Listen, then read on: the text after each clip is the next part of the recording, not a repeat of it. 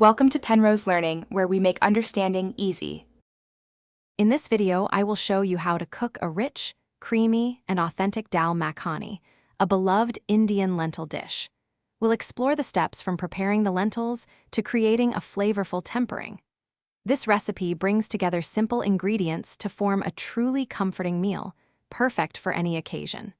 Let's start by gathering everything we need for this delicious culinary journey. Before we begin cooking, the lentils and kidney beans need proper preparation. Soaking them overnight is essential. It softens them, making them cook much faster and also helps with digestion.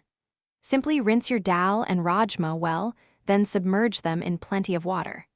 This step ensures a wonderfully creamy texture later on, and you'll notice a big difference in the final dish's consistency. Once your dal and rajma are perfectly soaked, it's time for the pressure cooker.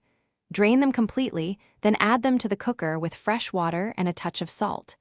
This method ensures they become incredibly tender and creamy, which is key for dal makhani. After cooking, let the pressure release naturally to prevent any sudden steam release. The goal is soft, melt-in-your-mouth lentils. Now let's build the heart of our dal makhani's flavor, the tadka. In a separate pan, melt some butter or ghee, then sauté onions until beautifully golden.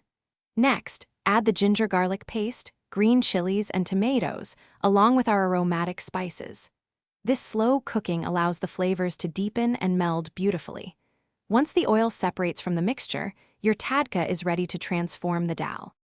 With the tadka ready, gently combine it with your cooked dal. For that signature creamy texture, stir in some heavy cream and extra butter, letting it simmer briefly.